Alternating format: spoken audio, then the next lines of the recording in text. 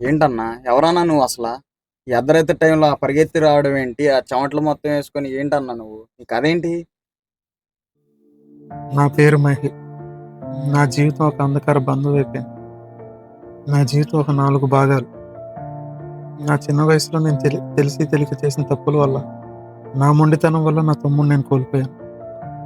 నాన్న ఎంత చెప్తున్నా సరే, రాత్రిపూట నా సరదా కోసం నా తమ్ముడిని బయటికి తీసుకెళ్ళాను. నా మొండితనం వల్ల నా తమ్ముడిని నేను కోల్పోయాను.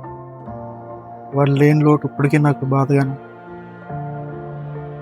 తల్లిదండ్రులు అన్నీ చెప్పేది మన మంచి కోసం, కానీ నా స్వార్థం కోసం, నా మొండితనం కోసం నా తమ్ముడిని నేను కోల్పోయాను. వాడికి నేనంటే చాలా ఇష్టం. వాడంటే కూడా నాకు చాలా ఇష్టం.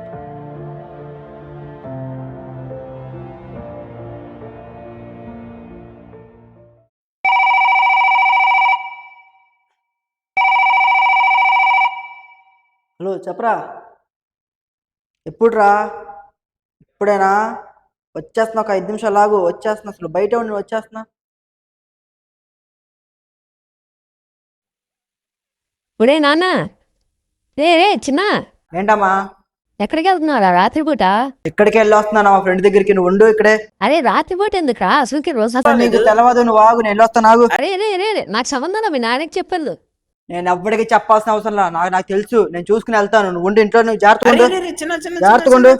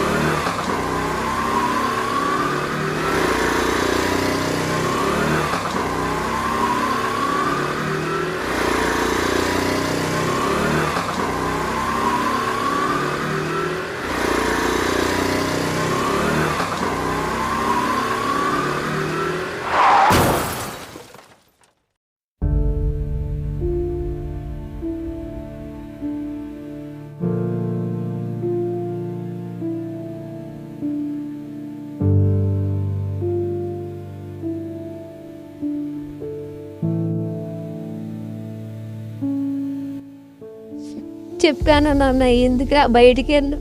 ఇప్పుడు చూడు, నీ మొండితనం వల్ల నువ్వు బాధపడతానే కాకుండా మమ్మల్ని కూడా బాధపడతాను. ఏమి అడవకలే కానీ ఇప్పుడు ఏమైందని నాకు బాగానే ఉన్నాగా. ఎందుకు అడుగుతావు నువ్వు?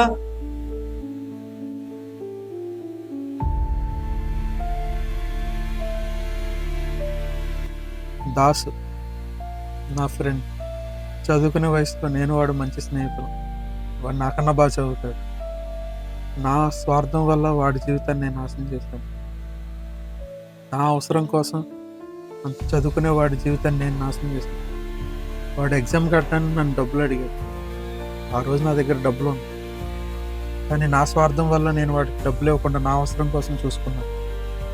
ఎవరో అమ్మాయి కోసం దానికి గిఫ్ట్ ఇవ్వాలని నా స్నేహితులను దూరం పెట్టాను. ఇప్పటికీ వాడు నాతో మాట్లాడలేదు. వాడి జీవితమే నాశనం అయిపోయింది.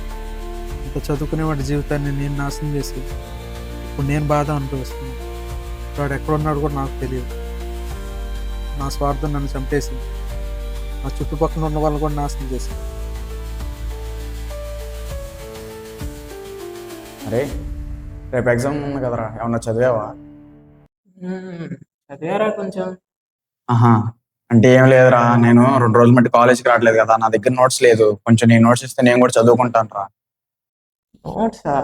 నాకు నేను ఎప్పుడన్నా రాశాను రా నోట్స్. ఏదో ఒకటి ఎన్నదో రాసేస్తే మనం చేసేది ఏం లేదు పెద్ద. అరే ఉంటే చూడరా ప్లీజ్ రా, ఒక్క ముక్క కూడా లేదురా, రాదురా. ఉంటే నీకు ఇవ్వకుండా ఉంటానా చెప్పు? అరే ఫెయిల్ అయిపోతాను చూడరా నువ్వే. అరే సీరియస్ గా రా, ఉంటే ఇచ్చే ఉన్నారా? సరే పద, ఏదో ఒకటి రాసేద్దాం. క్వశ్చన్ పేపర్ 4 సార్లు రాసి. సరే రా. ఎరా ఎగ్జామ్ ఎలా రాసా? తెలిసిందే కదరా, ఈసారి కూడా ఫెయిల్. ఒక ముక్క కూడా చదవలేదు కదా. నువ్వెలా రాసావు? నేనేం రాయలేదురా, పేపర్ చూసాక ఎంత టఫ్ గా వచ్చిందో. ఏదో సోది రాసి వచ్చేసా. సర్లే, అవుతానే ఉండి. పద వెళ్తే ఉన్న ఒక్క ఎగ్జామ్ కూడా పోయింది. నా ఫ్రెండ్ నోట్స్ అడిగినా కానీ రాసినా కానీ నాకు ఇవ్వలేదు. ఛా, మరీ మనుషులు ఎలా ఉంటారు బాబు. ఇంత లోకం అంతా స్వార్థంతో నిండిపోయింది. లోపల అంతా స్వార్థం పెట్టుకుని బయటికి ఎంత మంచిగా నటిస్తున్నారా.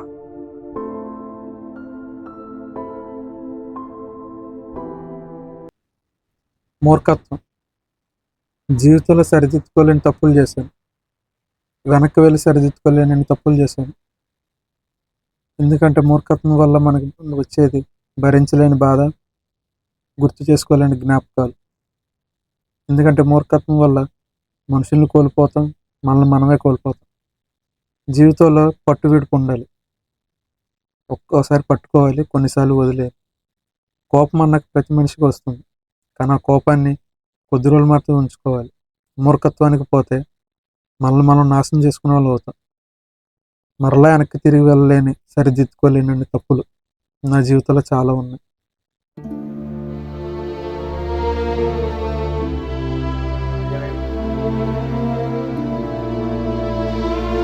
యారా, నువ్వు చిన్నప్పటి నుంచి ఇంతేనారా? ఎప్పుడో చిన్నప్పుడు జరిగిన విషయాలను కూడా మనసులో పెట్టుకొని మనుషులతో మాట్లాడకుండా ఎందుకు మనుషులు దూరం చేసుకుంటావు? నీ కోపం వల్ల, నీ మూర్ఖత్వం వల్ల. అసలు నీతో తిరుగుదామన్నా కూడా మాకు భయం వేస్తుందిరా.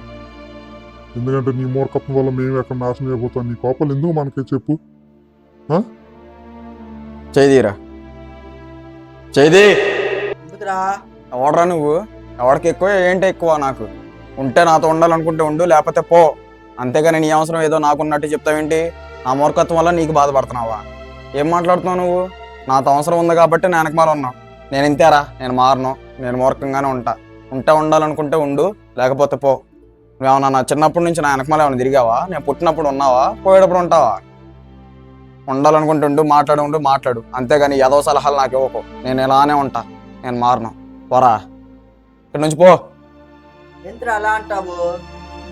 పోరా అని మళ్ళీ చెప్పను నేను. సరేలేరా. అదో నాకే సలహాలు ఇస్తాను.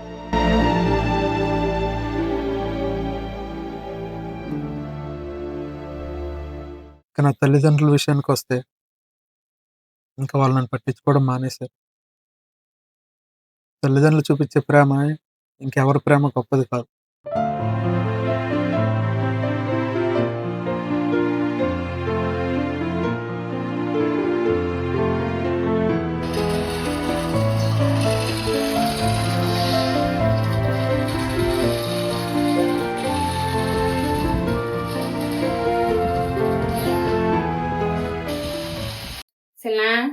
శిలా ఎప్పుడు గేమ్ లోనే అంటావా?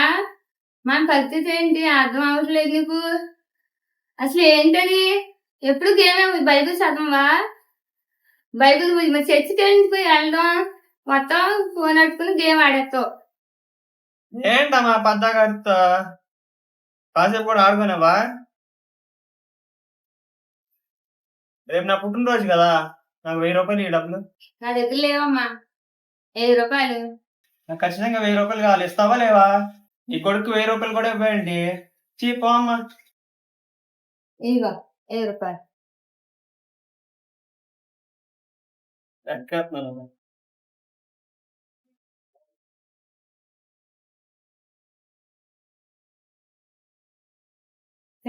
ఈ రోజు నీ పుట్టినరోజు కదా, టాటస్ పెట్టు.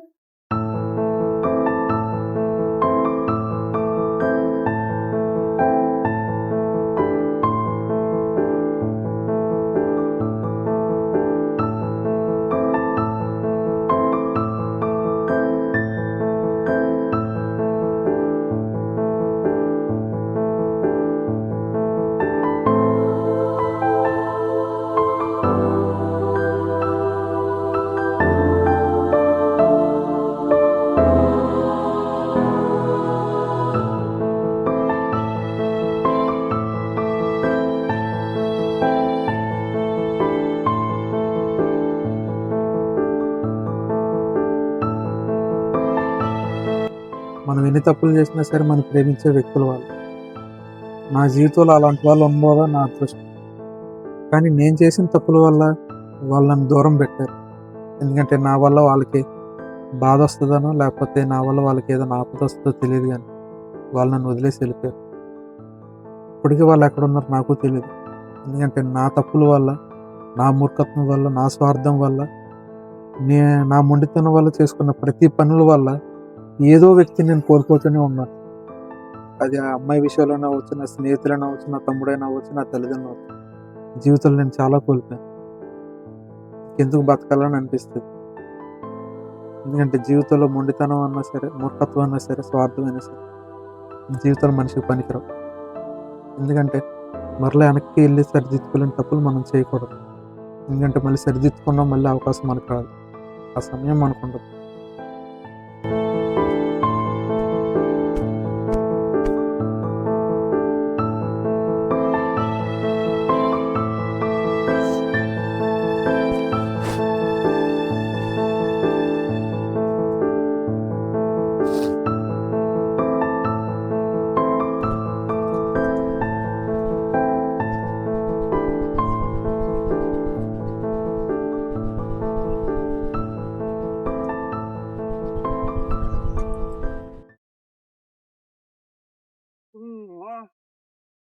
ఇదేగా ఎలా అయితే వచ్చేసాం భయ్యా. ఇదే అన్నా మేము మీటింగ్ నడిపోయే గ్రౌండ్. అన్నేడ్రా అరే ఏడైనా ఉన్నా పదరా ఆడు చూసొద్దాం బండి. ఏడ్రా అయినా ఇంతలోకి ఇప్పుడు మా లేడురా. ఏంట్రా ఇప్పుడు మంచం పడ్డా కదా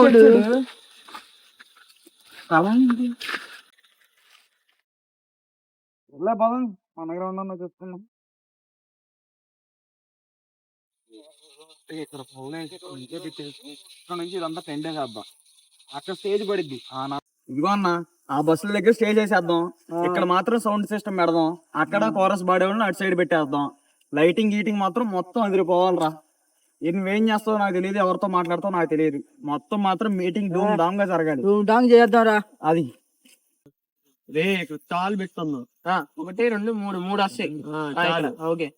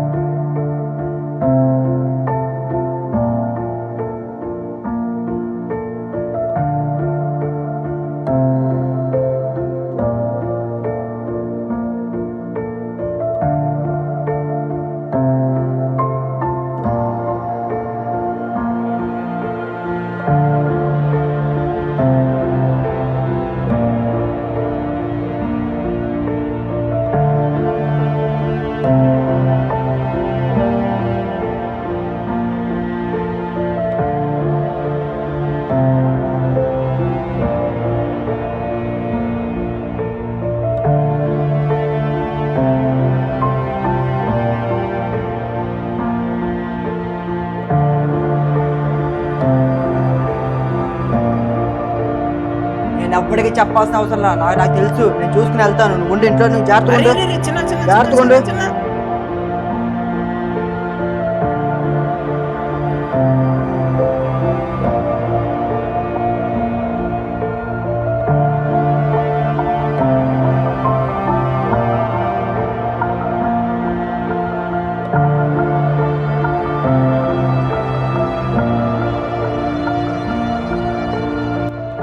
ఎవడరా నువ్వు? ఎవరికి ఎక్కువ ఏంటి ఎక్కువ? నాకు ఉంటే నాతో ఉండాలనుకుంటే ఉండు, లేకపోతే పో. నేను ఇంతేరా, నేను మారను, నేను మూర్ఖంగానే ఉంటా.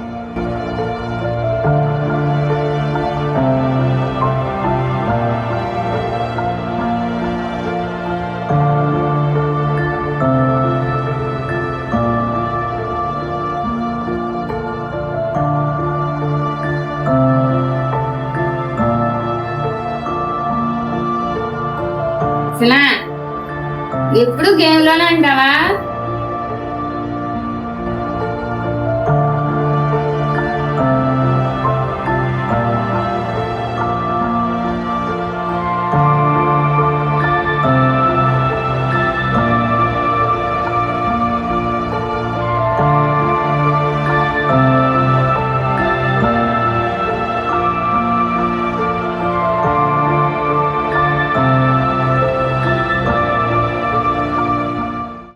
స్టేజ్ కొంచెం ఇటు పక్కన జరుపుకొని ఉంటే ఇంకా మైక్లు కొంచెం అటు ఇటు పెట్టారు.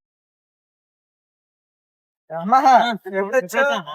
ఆ రోజు ఎలా మాయమైపోయావు అమ్మా? అదిగో ఇదే మన అన్నా ఆ రోజు నైట్ అసలు ఆయన ఎందుకు పరిగెత్తుకొచ్చాడు? ఎందుకు వచ్చింటాడు? ఏమోనన్నా నాకేం అర్థం కావట్లా. రే ఇక్కడేం చేస్తున్నారా రండి.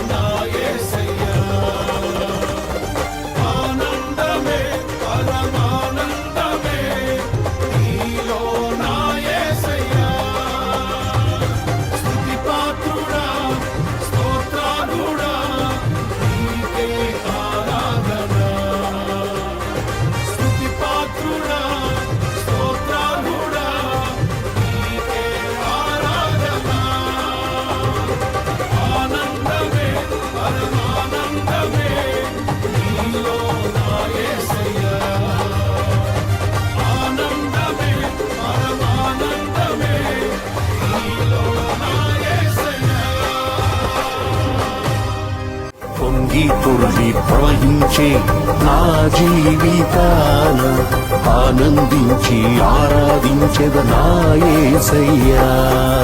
పొంగి పొరలి ప్రవహించే నా జీవితాన ఆనందించి ఆరాధించెద నా యేసయ్యా.